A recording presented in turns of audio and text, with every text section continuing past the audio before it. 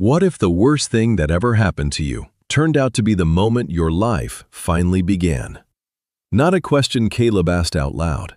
He didn't have time for questions that morning. He was ironing the same collar for the third time. Jacob was watching him from the bathroom counter, feet swinging, syrup on his chin, dinosaur pajamas with the hole in the left knee. 7 years old and already carrying more quiet understanding than most grown men Caleb knew. He watched his father iron. Then he said it. Calm, matter of fact. The way children deliver the questions that knock the wind straight out of you. Dad, do you miss Mom when things get hard? Caleb set the iron down, stood still. Every single day, he said. Jacob nodded, like he'd needed to confirm something important. Like he'd been holding that question for a while, and now he could put it down. He hopped off the counter and went to find his backpack. And Caleb stood alone in that small bathroom, steam rising off the ironing board, the photograph on the shelf looking back at him. Sarah, laughing, squinting into summer sunlight. Jacob as a newborn tucked against her shoulder. He breathed, just breathed, the way you learn to when grief doesn't go away but life keeps asking you to show up anyway. He was 47 rehearsals deep into this interview. 47 times through the answers, in the truck, at 2 in the morning when the house was quiet enough to hear the refrigerator hum. He'd taped index cards to the bathroom mirror until Jacob asked, very seriously, why the mirror had homework on it. He'd practiced his handshake in the microwave door's reflection. Firm, 2 seconds, eye contact. The rent was 3 weeks behind. Jacob's left sneaker had a crack along the sole. The electric bill sat on the counter with a red stripe across the top that Caleb had developed a careful technique of not looking at directly, the same way you don't look at the sun. Jacob appeared in the doorway, held out a folded piece of notebook paper, wide blue lines, torn a little on one edge. Then he padded off to find his shoes without a word. Caleb opened it. Dad, I need $300 for new books. No rush. No rush. A 7-year-old had written no rush because he already understood, without anyone meaning to teach him, that his father was carrying something heavy. Caleb folded the note carefully along its original creases, pressed it into his shirt pocket, against his chest. Not his wallet, not his bag. There, where he'd feel it all day. This interview at Sinclair Dynamics, one of Seattle's fastest-growing tech firms, was not just a job. It was the door, the one he'd been knocking on for 8 months. He was ready. He told himself that once, firmly, and meant it. The clock on the cracked dashboard read 8:47 when he turned onto the flooded highway. Rain hammered the roof of the old pickup like it had a personal grievance. Wipers losing, 13 minutes. He was going to make it. He was absolutely positively going to make it. Then he saw the car, a sleek black sedan, nose first in the ditch along the flooded shoulder, hazard lights blinking, driver's door thrown wide open. A woman in a perfectly tailored gray coat, one heel buried past the ankle in mud the color of old coffee. Hair plastered flat to her cheeks, equal parts furious and frightened. Caleb's foot moved to the brake before his mind made any decision at all. He pulled over. Later, people would ask him why. He never had a complicated answer. Someone needed help, he'd say. That's all. But here's what nobody knew yet. What even Caleb couldn't have guessed, standing in ankle-deep water with rain soaking through his twice-ironed collar. The woman in the gray coat was about to become the most important person in his life. And being late, that was going to cost him everything first. But what he did next, standing in that rain, with 13 minutes gone and everything on the line, would set something in motion that no one could have predicted. He didn't make a speech about it. He crouched in 4 inches of brown water beside her buried heel and said quietly, "You're going to twist your ankle." "I'm fine." The kind of voice that wasn't used to ditches, the kind of voice that had people move out of the way in hallways. Caleb didn't flinch. He gripped her heel, worked it free from the mud with a careful twist, handed it back without looking up. No ceremony, no expectation. "Get in the car," he said. "I'll pull you out." "You don't even know who I am." He stood. Rain ran down the back of his neck, soaking through the collar he'd ironed 3 times. He gave her the faintest smile, not amused, just steady. "I've pulled injured teammates out of worse than this in Afghanistan," he said. "Your car's a lot lighter." He backed his truck up, hooked a tow chain to the sedan's frame the way another man might thread a needle, practiced, unhurried. The car rolled onto solid ground in under 4 minutes. She held out a folded $100 bill. Caleb shook his head once. "Keep it. I'm already late."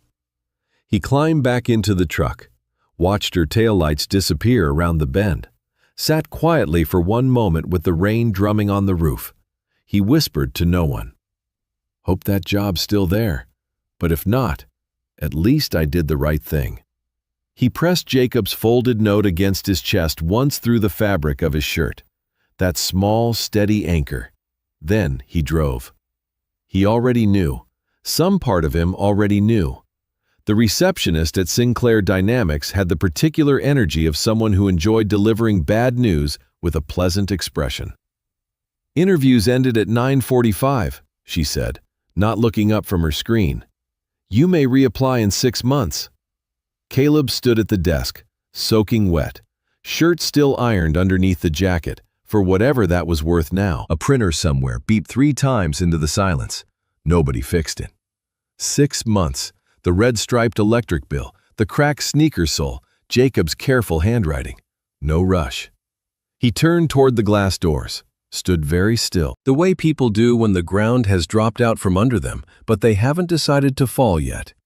That was when a sleek black SUV pulled to the curb outside. The window came down. There she was, hair dry, coat smooth, composed as a portrait. Different from the woman in the ditch. Same eyes, though. Those didn't change. "You missed it because of me," she said simply. "Get in." Caleb looked down at his soaked clothes, then back at her. She raised one eyebrow. "It's a $2,000 leather seat. I think it can handle a little rain." Inside, she introduced herself. Eleanor Sinclair, CEO of Sinclair Dynamics. The irony sat between them in the car like a third passenger. Quiet, enormous. The woman he'd pulled from a ditch was the woman whose company had just turned him away. "I've read your file," she said. Eyes forward. "Former Marine, 2 medals, network technician 3 years, then logistics, single dad." A pause. "HR flagged you as too rough around the edges." Caleb said nothing. "I prefer my own judgment," she added. She turned to him, briefly. "Do you have family?" "A son," he said. "He's 7. She nodded once, slowly.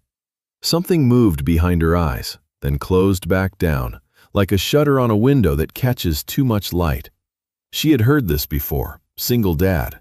She'd had men use quiet vulnerability like a calling card, just enough softness to lower her guard before asking for something. Her former partner had been masterful at it. 4 years of well-placed sincerity, every word believed, until the day she found his email draft to a business contact. She's useful for now. The company's the real prize. She turned back to the windshield. "Don't mistake this for special treatment," she said, voice measured. "I've been taken advantage of by men who were very good at appearing kind." She didn't explain further, but Caleb noticed. The small tightening along her jaw, the way she held her coffee cup with both hands, like she was warming something that had gone cold a long time ago and wasn't sure it could get warm again. He didn't push. He sat quietly with his hands in his lap, watched the Seattle streets roll past. Let her have the silence. Upstairs, the building was barely controlled chaos. A cascading server failure. The IT team had been fighting it for 6 hours. $5 million in active transactions, locked and frozen. 55 minutes before total collapse. Eleanor stopped at the conference room door and looked at him. Cool, direct, no preamble. Fix it and you stay. Fail and you leave. Caleb took his jacket off, rolled his sleeves to the elbow. And then, before he sat down at a single keyboard, he noticed something that had nothing to do with servers or deadlines. A young woman at the far end of the room, early 30s, shoulders hunched over her keyboard, shaking with the careful, controlled crying of someone trying very hard not to be seen doing it. Nobody else in the room was looking at her. Caleb opened his bag, took out half a sandwich, peanut butter and honey, packed that morning. Jacob's request. He walked to the far end of the room and set it gently on the desk beside her keyboard. "Eat something," he said quietly. "Don't let an empty stomach make it harder than it already is." She blinked up at him, startled, like she'd genuinely forgotten someone might notice. Across the room, Eleanor watched. Her expression didn't change, but her fingers went still on her phone. She didn't look away for a long moment. Something about it, the total absence of performance, the way he'd done it like it was simply the next logical thing to do. It unsettled her in a way she couldn't categorize, and Eleanor Sinclair was a woman who categorized everything. She told herself it meant nothing, but she hadn't stopped thinking about it by the time he sat down and started to type, and she would not stop thinking about it for a very long time. But nothing could have prepared her for what he was about to do when his phone rang in the middle of the most important hour of both their lives. Eleanor crossed the room before he even sat down. She stopped in front of him, arms folded, voice low enough that only he could hear. One question first. Her eyes were level, unblinking. "Did you help me in that rain because you saw a career opportunity, or because it was simply what you do?" The room felt like it had leaned in, even though nobody had moved. Caleb looked at her steadily. "I didn't know who you were," he said. "I saw someone who needed help. That's the whole story."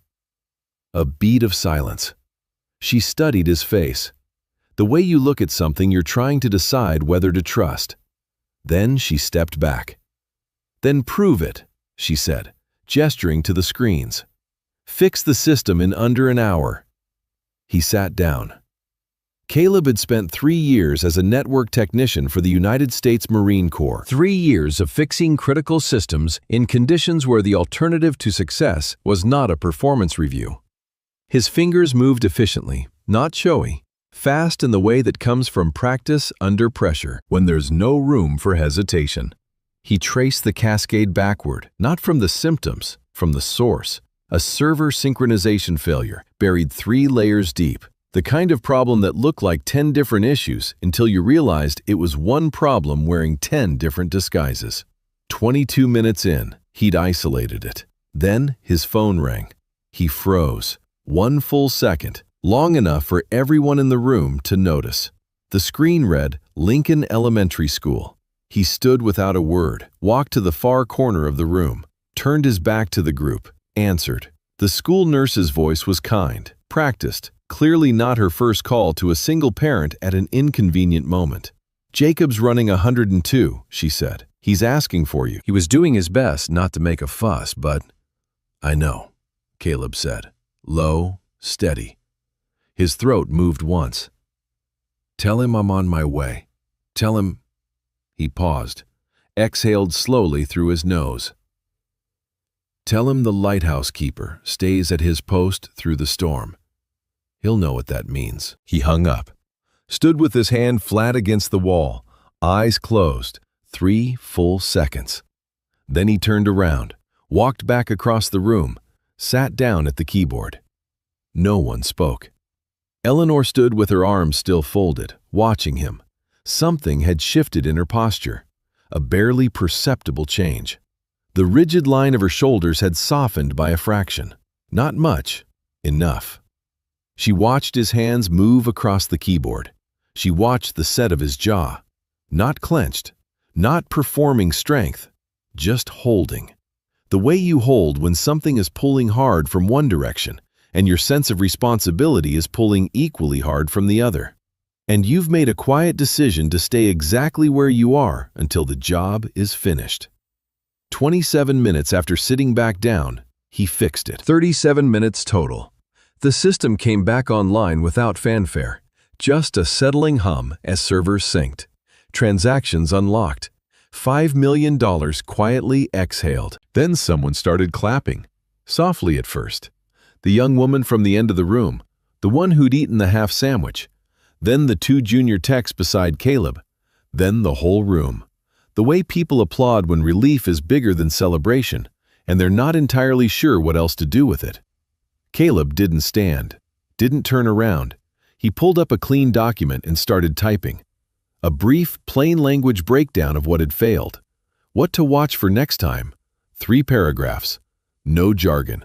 The kind of documentation a nervous junior technician could actually use at 2 in the morning when things started going sideways. He turned the screen toward the 2 techs beside him. "Next time this starts, check here first," he said. "I'll leave this somewhere easy to find." One of them, young, maybe 26, looking slightly awestruck, said quietly, "Thank you." Caleb nodded once, already reaching for his jacket. "You figured that out too fast." Eleanor's voice came from behind him, measured, deliberate. He turned. She hadn't moved from her spot. Her expression was careful, not hostile, but not fully open either. "You knew exactly where to look," she continued. "Did you research our system vulnerabilities before you came in today?" It wasn't entirely a question, it was a test, one final one, and Caleb could feel the shape of it. He looked at her, tired, a little damp around the collar, one eye on the clock because his boy had a fever and was waiting to hear the lighthouse story. He gave her a quiet, worn-out smile. "Do I look like I had time to hack a Fortune 500 system between pulling your car out of a ditch and missing my interview?" he said. "I just didn't want anyone losing their job over something fixable." He pulled his jacket on. "My son is at 102. I need to go." He turned toward the door. Eleanor didn't move. Something was shifting in her.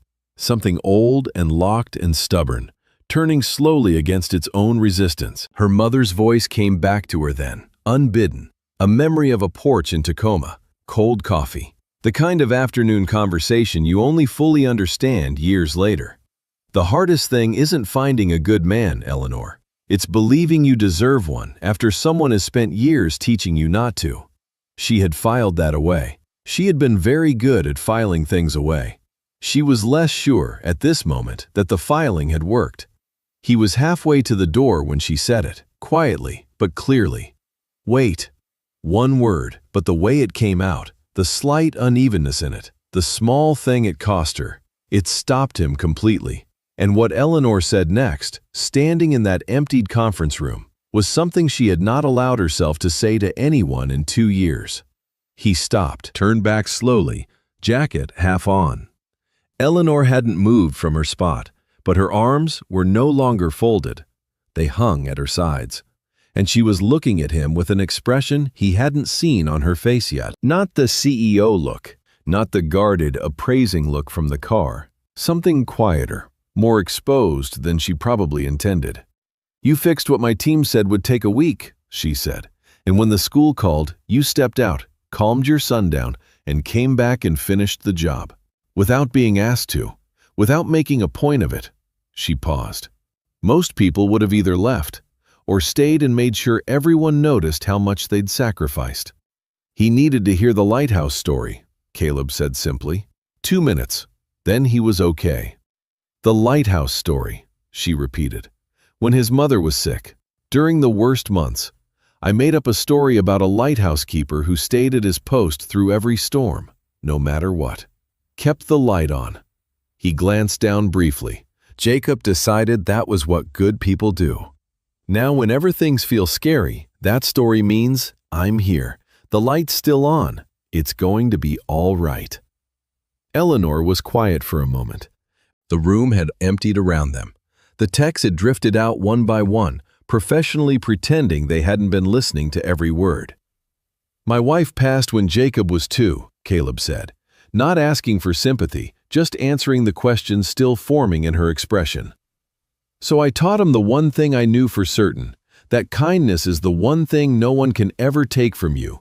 Not bad luck, not hard years, not anything." He paused. Something shifted in his face, quiet, inward, like a door opening on a room he didn't visit in public. The night after her funeral, Jacob wouldn't sleep. He was 2. He didn't understand what had happened, just that something had. He kept reaching up toward the empty side of the bed. "So I sat on the floor next to his crib, and I told him the lighthouse story for the first time. I made it up right there. His voice stayed even.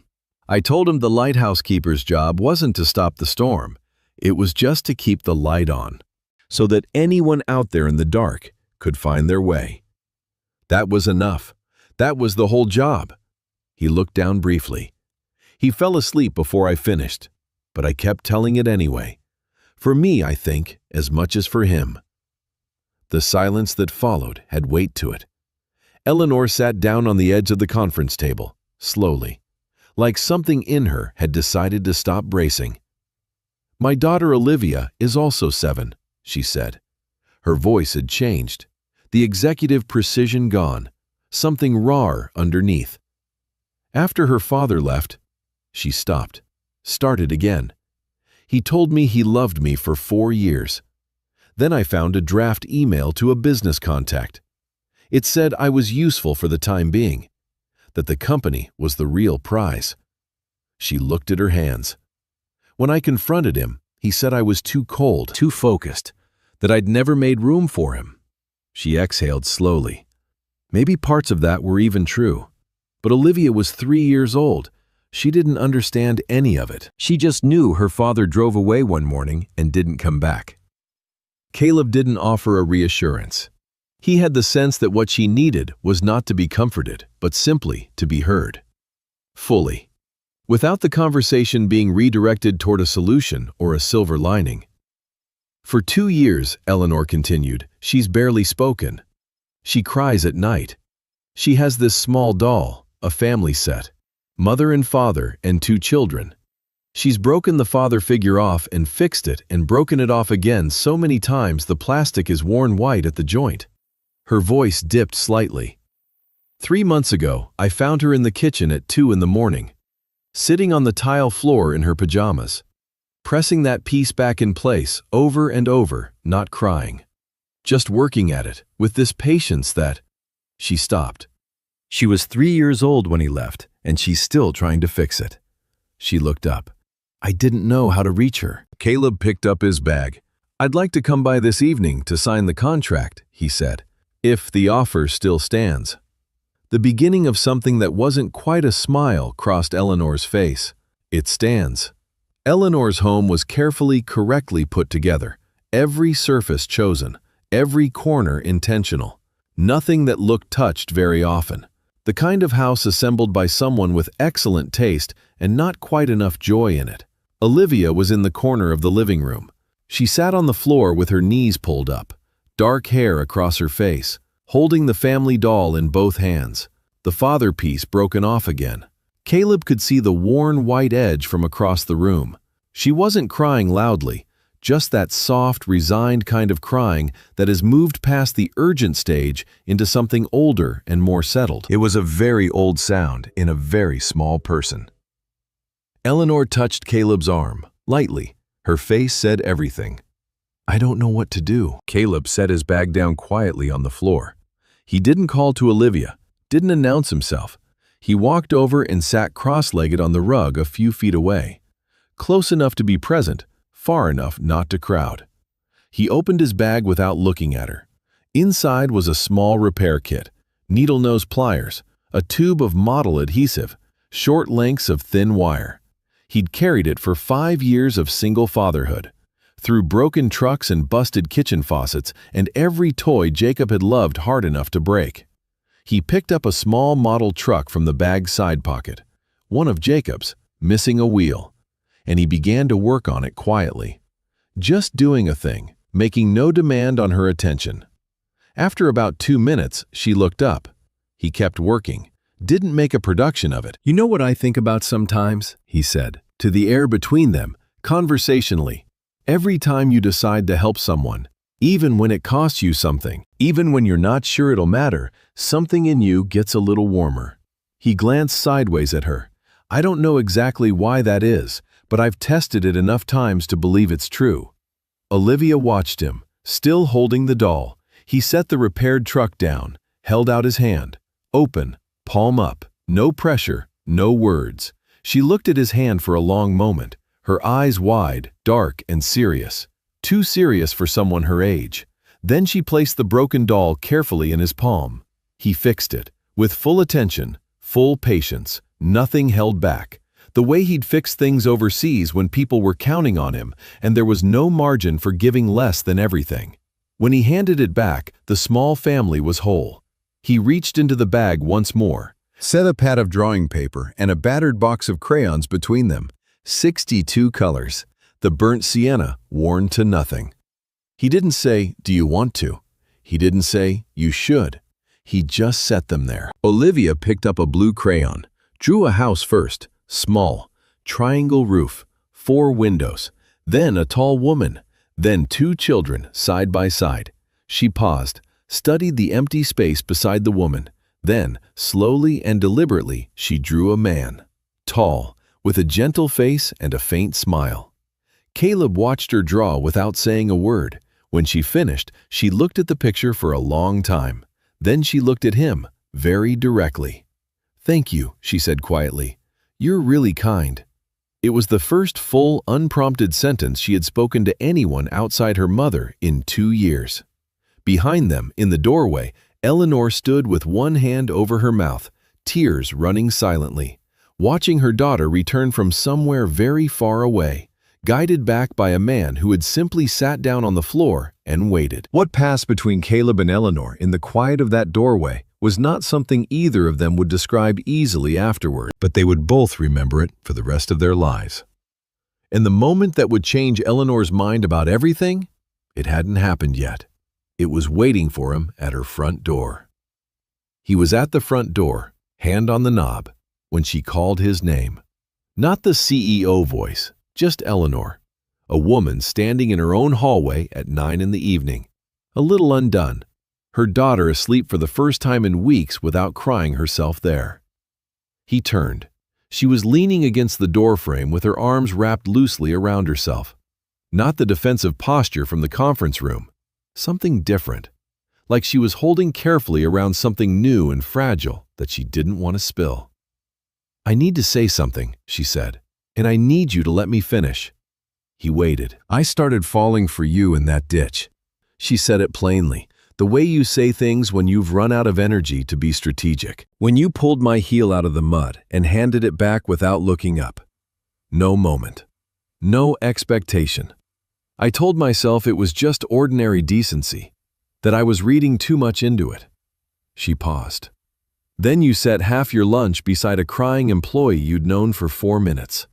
Then you stepped out to calm your sick son and came right back. And then tonight. She stopped, pressed her lips together briefly. You sat on my living room floor and brought my daughter back. She looked at him steadily. "You want to know what got me most?" she said. "It wasn't any one moment. It was the consistency of it. Every time I watched you, waiting for the mask to slip. It didn't. Because there was no mask." She exhaled slowly. "I'd forgotten that was even possible." She shook her head. "I kept waiting for the angle. Every act of kindness, I kept turning it over, looking for what was underneath." "You already know what I wanted," Caleb said. "A fair shot at the job." Something softened at the corners of her eyes. "That's exactly it. That was all." She looked at her hands. "I built walls around this house, around the company, around myself, out of what I told myself was strength. And you just walked through all of it without even trying. Because you weren't looking for a way through. You were just being yourself." She crossed the hallway, stopped in front of him, close enough that he could see the slight redness around her eyes, the faint trace of the day still in her face. The tension finally gone, something younger and more open in its place. "I'm not asking for anything," she said quietly. "No expectations. I just needed to say it out loud, because it's the truest thing I've felt in a long time, and I've spent 2 years not saying true things because it felt dangerous." Caleb held her gaze. "Our worlds are pretty different," he said. "Yes. I've got a 7-year-old who believes in lighthouse keepers and sleeps with a stuffed bear named Gerald. Olivia has a stuffed rabbit named Professor Whiskers." He blinked. "That is a significantly better name than Gerald." And she laughed, the real kind, surprised out of her, the kind that sounds like relief. The next morning, Eleanor got to the office before anyone else. She'd been awake since 4:30. She spent those early hours doing 3 things with the particular focus she usually reserved for quarterly reports. First, she located the original HR decision on Caleb's application, a form rejection email, routine on the surface, with a handwritten note in the margin. "Too rough, not our image." She read it twice. Second, she placed a formal notice of termination on the HR director's desk before 7 a.m. Third, she drafted a new company hiring policy, 3 pages. She rewrote the opening sentence 6 times before she got it right. We evaluate candidates on demonstrated capability and character, not on the polish of their presentation or the smoothness of their first impression. When Caleb arrived, she set both documents on the conference table. He read them without comment, then looked up. "You didn't have to let him go on my account," he said. "I didn't," Eleanor said. "I let him go because he'd been making decisions like that for years, and I'd chosen not to look closely enough. That's on me." She sat down across from him, straightforward, unhurried. "Now, I'm offering you Senior Systems Director, 6-figure salary, full benefits, a team of 8. Caleb was quiet for a moment. He thought about the cracked sneaker sole, the red stripe on the electric bill, Jacob's careful handwriting pressed against his chest. "I don't need special treatment," he said. "Just a fair chance." Eleanor slid the offer letter across the table. "That is the fair chance.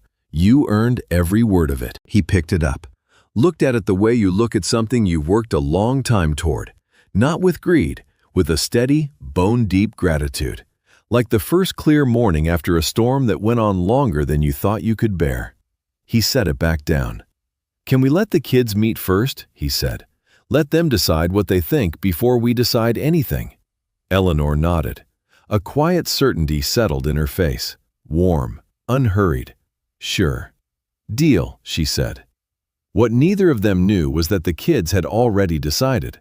2 floors below, in the building's small lobby, Jacob and Olivia had been sitting together for 20 minutes, sharing a bag of goldfish crackers, operating under the complete mutual conviction that they were already best friends. And 2 weeks later, on a cold October morning, one 7-year-old would say 4 words that made Eleanor's hand fly to her chest and changed everything. 2 weeks later, Seattle remembered it knew how to be beautiful.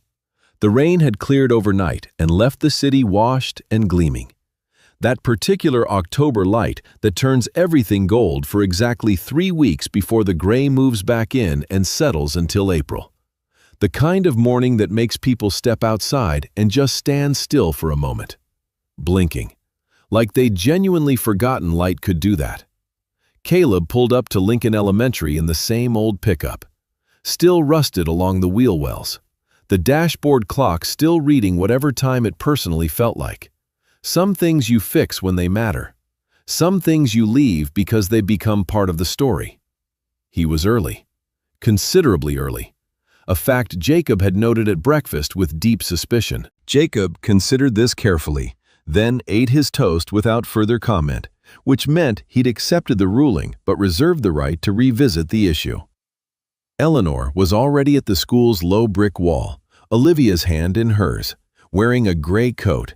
Different coat, same shade. Caleb noticed and said absolutely nothing about it, which was the correct response. Olivia was holding the family doll under one arm, tucked carefully against her side like a library book she wasn't ready to return. The whole family, all 4 pieces intact. Jacob spotted her from halfway across the parking lot. He hit the ground running before Caleb had shifted fully into park, backpack bouncing, one shoelace already coming undone, the new sneakers with their intact soles flashing as he ran. "Olivia!" of arms and backpacks that nearly toppled both of them, and immediately began talking simultaneously about a soccer ball, a substitute teacher who had committed some profound injustice, and whether Professor Whiskers was allowed to sleep over at Jacob's house with Gerald present, and what Gerald's opinion of Professor Whiskers was likely to be. Caleb walked over to stand beside Eleanor. Neither of them spoke for a moment, just watched.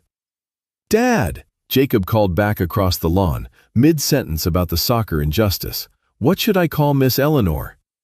The question floated over in the clean morning air, hung there pleasantly, waiting, before either adult could formulate a thoughtful, measured, Emotionally appropriate response. Olivia grabbed Jacob's sleeve with the certainty of someone who had already given this considerable thought. "My new mom," she announced, completely matter-of-fact. The words landed in the October air and just sat there. Warm, enormous. Eleanor's breath caught. Her free hand came up to her sternum, the involuntary gesture of someone checking that something real has just happened to them. Her eyes filled immediately, and she laughed at the same time. The way you do when something is both very funny and the thing you have quietly needed to hear more than anything else in the world. Caleb looked at her. He didn't have a speech. He never did. He reached over and took her hand. Simple, unhurried, like it had always belonged there. She held on. And that was that. "You thought kindness was all you had left," she said softly, not looking away from the children. "After everything, after all those months of hard years and closed doors, you thought it was the one thing you could still give Jacob." "You showed me it was never a weakness," he said.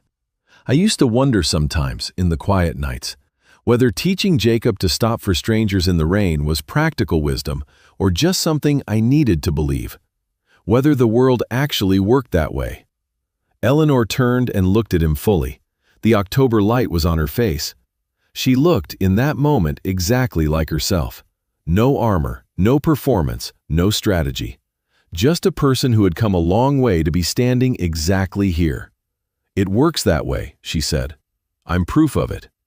The children ran ahead across the lawn, Jacob building his case about the soccer substitute with the momentum of a closing argument. Olivia listening with the grave attention of a senior judge.